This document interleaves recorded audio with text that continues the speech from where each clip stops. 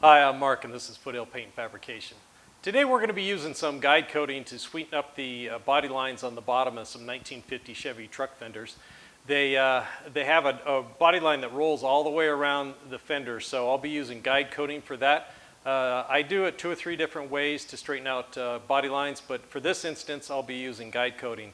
So let's just jump right to it and try to get these things sweetened up so when it's nice and shiny they look perfect.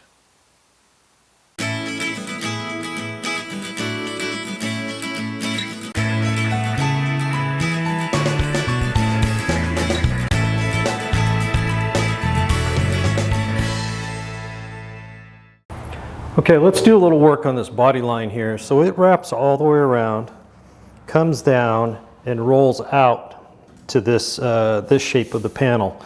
So our patch panel is in here. Now we didn't get into the body line, but that doesn't mean it's, it's okay, and which it's not. So what we're going to do is we're going to guide coat this again, and I'll show you how I bring the body line straight. This is how I do it. There's several different ways that I like to do it. For this, I'm going to go back to some guide coat. I'm going to go along here. So right off the bat, I'm just rubbing that and holding it where it doesn't roll over the corner, and you can see the body line right away. So some areas it's really clean and tight, and then you can look at it and you can see it. It kind of goes up here, down there, back up there. So that body line is not clean, all right? It's good enough, but if you're trying to make your car super straight and, maybe possibly win a local car show or something, these lines have to be right on the money. Now, all these body lines, they're not razor sharp on the corners. So, you actually get them really straight and then we round them over back to the original shape. So we actually work them a little tighter, and that helps us create that really clean, crisp body line. We know it's straight, and then we round them over back to the original shape they're supposed to be. So we're gonna hit guide coating down in here, because I don't like the way this feels. I don't like this transition. It's something's not right about it to my hand when I'm feeling it. So now I'm rubbing all the way over the corner. And we're just going to concentrate on this body line right now. Okay, so we'll go ahead and grab some sandpaper and then I'll show you how I bring these up. Okay, so I'm using a hard block here. I don't want to use anything soft, because if you're using a softer block, it's going to tend, especially on these outside corners, it's going to tend to kind of conform and give you a false sense of straightness. So first thing we're going to do is we're just going to come through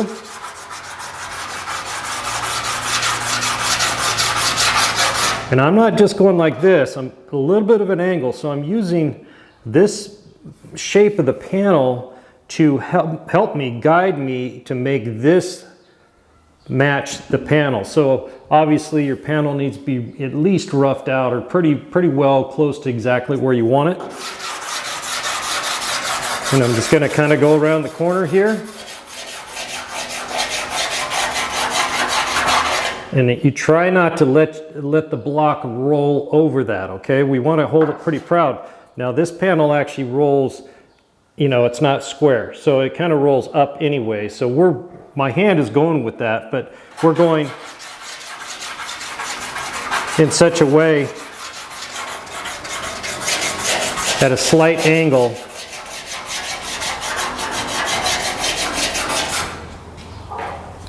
I'm going to clean the sandpaper with my trusty wire brush.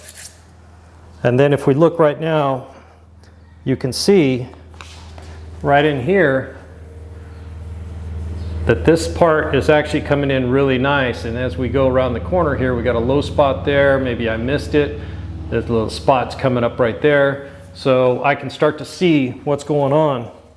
And I don't want to just straighten it at this 1/4 inch right here. I want this panel to be nice and straight. Otherwise it's just going to roll into, and you got a straight line with a bunch of lumps around it. So you want to make sure you work down the panel.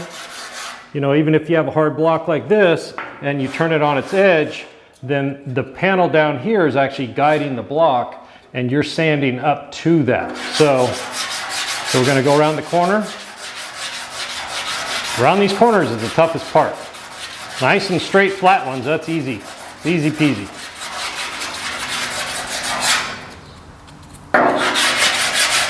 Now I'm running a little heavier sandpaper here because I'm shaping this at the same time. I think this 120 on here. I'm not worried about sand scratches. I'm more worried about getting these body lines straight. We'll switch over to something a little finer later if we have enough primer left. And I did put extra coats of primer on here. So I'm gonna go around the corner here a little bit.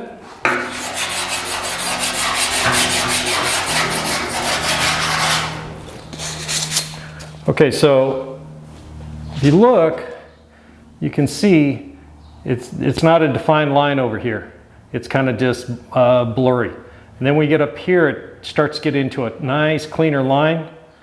And then it dips right here. So that means I need to take this down more so that line will start to creep up.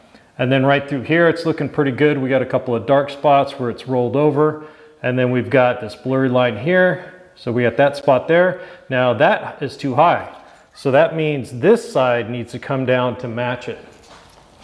So what we'll do is I'll work on this and try to get everything up as far as I can, and then we'll worry about that top radius part up there. So I'm gonna sand this real quick and we'll see where we end up, and then I'll bring you back.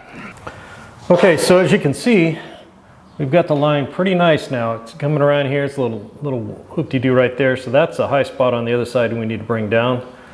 And I did this without cheating. Now cheating is where you tend to roll the block to achieve the results you want. So you want that line to move up. You start rolling it to chase it up there.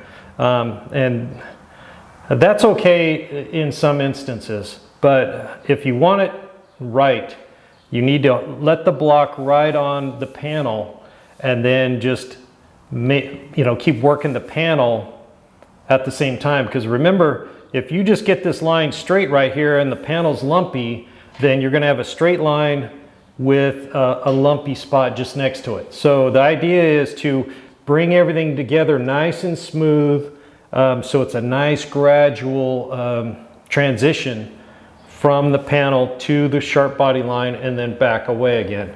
So you could chase this around and make it nice and straight and perfect, and then it's just gonna be lumpy or wavy around it, which I've seen plenty. Next time you're at a car show, take a good look at the body lines, you'll see what I'm talking about. So now our next step is we've got the bottom done, and notice I didn't sand on top. I don't wanna go back and forth. I just want to work this one up, and then now we see that over here I need to work that down. This is really good. That'll come together. This is the straight portion. It'll come together really fast. And the sad part about that is there's a body panel, a little curved piece that covers this, so you're never even going to see it. But anyways, so we're going to sand that down. So I want that line to disappear on there. So I'm actually going to re-guide coat the bottom. I'm going to blow it off, I'm going to guide coat it, and then use the same idea, but just swap it, flip it. So we're going to sand the top here, which is the harder part of the two because it's got this curve in it, and then we'll see where we land in the end. Now, since this is kind of a gradual body line, kind of rounded, really we should end up with just not a perfectly straight like a pencil line. It should be kind of fat. It's probably going to have some fat and skinny parts. We're not shooting for perfection here. We just want to straighten this line out and make it look good for this particular truck. So let me guide coat this again. I got to blow it off, guide coat it, and then we're going to start on the top and work our way down. We see where we end up. Okay, so we got the top sanded here. And you can tell I went over a little bit when I was going around the corner here. I was using the round Dura block. I also had a block of wood that I had carved once for a 67 Chevelle to get a body line straightened out. And then I just made it match this. I sanded a little bit and put some sandpaper on it. Drag it around this corner because there was some sort of funky little line in here and I needed to get it out. So sometimes you got to get creative. I got pieces of PVC, all kinds of stuff to match different radiuses. You wrap sandpaper around and round it around the corner. So I used the Dura Block round coming around here to get this nice and smooth. Of course, along this line, it looks really good here. And so what I'm going to do is I'm going to guide coat this again. I'll blow it off and I'll guide coat it again, and then we're going to sand the bottom and see where we end up. So let's take a look. I'll bring it back when that's all done, and hopefully we'll have a nice, decent line looking around here that all we have to do is round over. Okay, let's take a quick look up close at our line. So you can see we got a nice straight line all the way around. It's nice and even and on the same plane. It looks really good. Now you notice our line, our guide coat that's left is kind of fat, and that's because that body line is kind of got a pretty good radius as it rolls over. So, and I worked this way and that way. I didn't try to go around it, because then you end up sanding flat spots into it, and then your line starts to waver. So you leave rounding over to the very end, and then just do it very carefully, and you'll bring the shape back together, and it'll look really nice once the car's all polished out. So that's how I use guide coat to straighten out body lines. Okay, that wraps up this video on getting those body lines on the bottom of those fenders nice and sweetened up with the guide coating. I'm really happy with the results. I know they're going to look really good when they're in paint and clear and nice and shiny, and that's really what we want. We don't want to look at those things when the car's all done and go, oh, I should have done a little bit better job on that, because you can't go back then. You can't fix it in clear. Trust me, I've tried. You just needed to spend the time and get them straight right at the beginning. So thanks for joining me here at Foothill Paint Fabrication. Don't forget to hit the like and subscribe button, if I can actually say the words, and mash that bell icon so you get notifications every time I release a new video. We'll see you on the next one.